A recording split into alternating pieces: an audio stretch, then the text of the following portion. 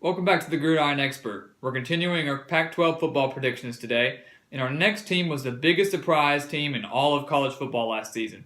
They went 10-2 in the regular season and saw themselves rise to number 9 in the rankings. They are the Colorado Buffaloes. I don't know anybody that picked Colorado to win the Pac-12 South last year. Yes, they were a very experienced team, and I, for one, did have them going bowling for the first time since 2007, but I did not have them going 10-2, losing only one conference game to USC, and then going to the Pac-12 championship and playing Washington. It just blew my mind. It was unbelievable. Mike McIntyre did an excellent job with the Buffaloes last season. It was a heck of a story, getting them all the way to number 9 and getting them to that championship game, getting them to the Alamo Bowl. Unfortunately, some injuries to their quarterback kind of left them with some questions.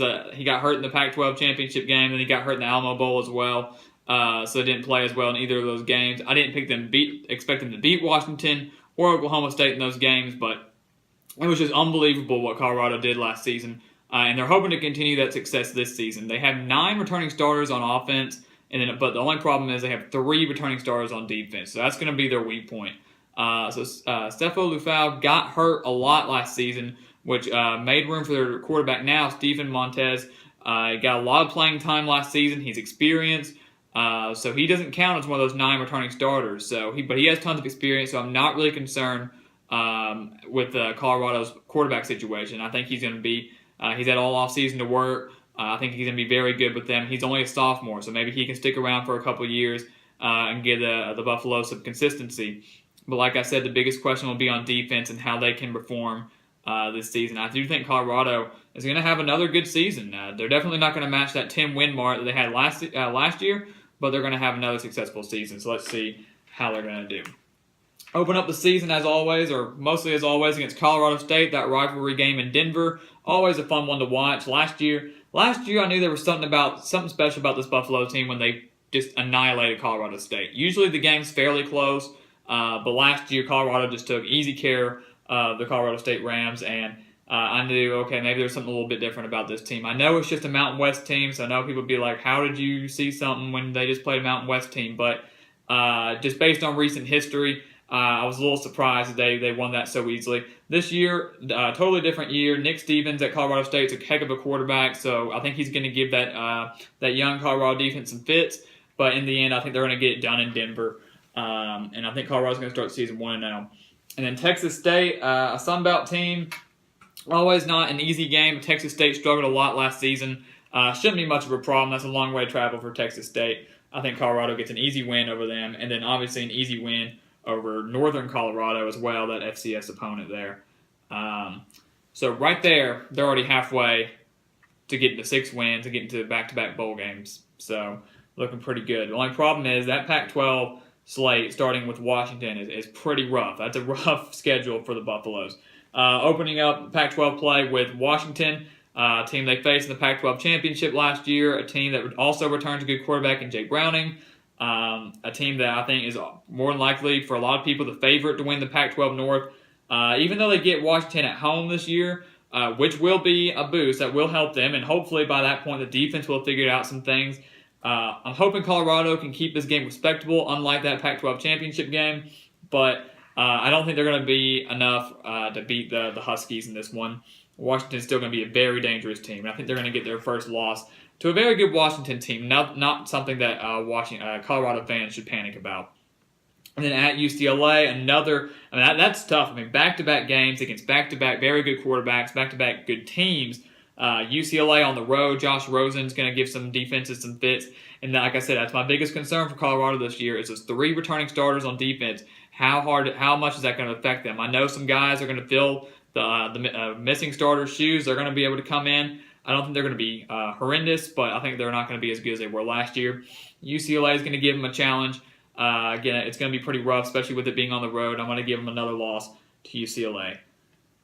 Luckily, though, for Colorado, they get back-to-back games against some of the weaker teams in the Pac-12, Arizona and Oregon State. Not games Colorado can or needs to overlook.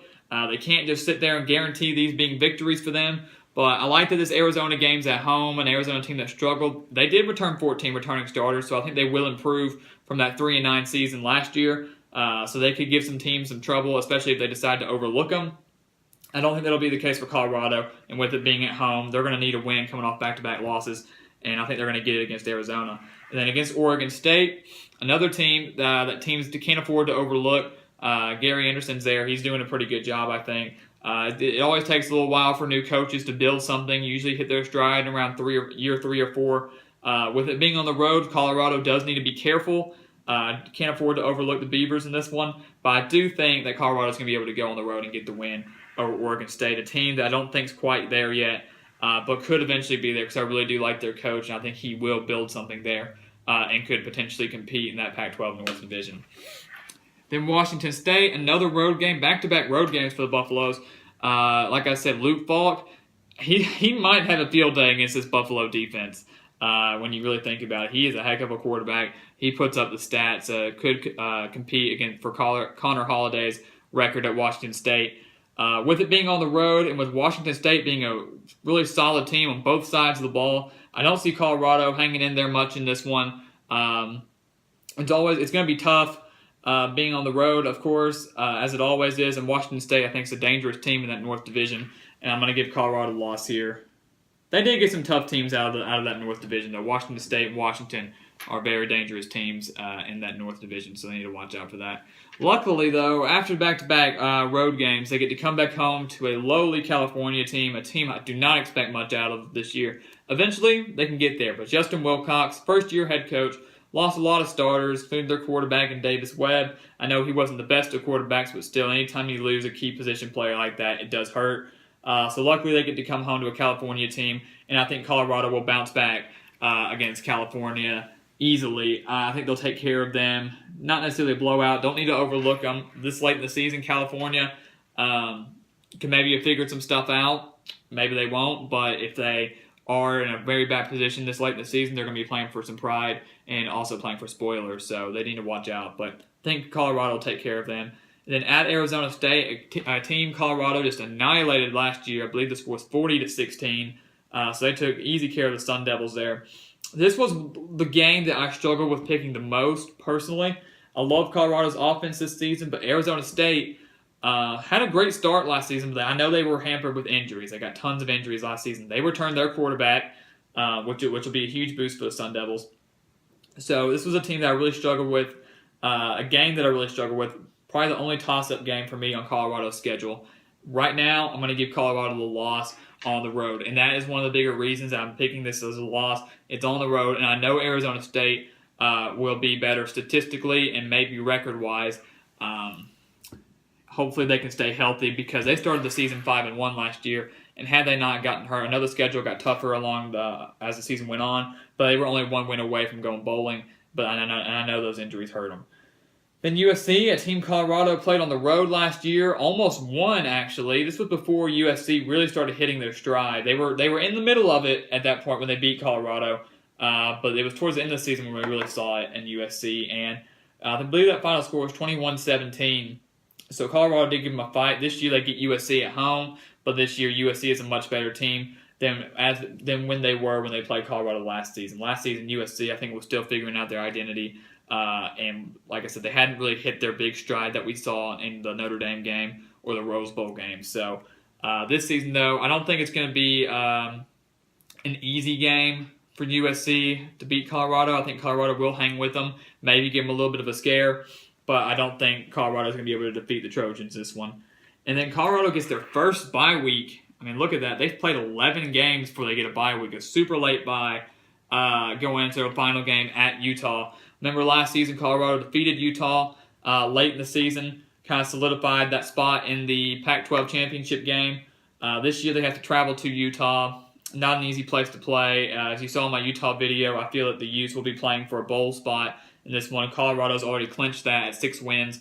And I think Colorado going on the road, knowing they've clinched that bowl, they're not really playing for much. I mean, don't get me wrong, they want to win this Utah game, no doubt. But I feel like Utah's going to be playing for more, and I don't like that it's on the road either. And I'm going to give them a loss there. So Colorado will go 6-6. I think I originally did have them pick 7-5. Personally, I did. I had them beating Arizona State, and then I looked at it a little more, and I just didn't feel comfortable doing that, especially since it was on the road. I know Colorado took easy care of them last year, but keep in mind those injuries. with Arizona State, and I feel like since it's on the road, it's got a much tougher environment. I feel that Arizona State will probably be able to take care of business, although that might be an exciting one to watch. More than likely be one of those late games, Pac-12 after dark, so you might want to stay up for that one. That could be a fun one to watch late in November or early November.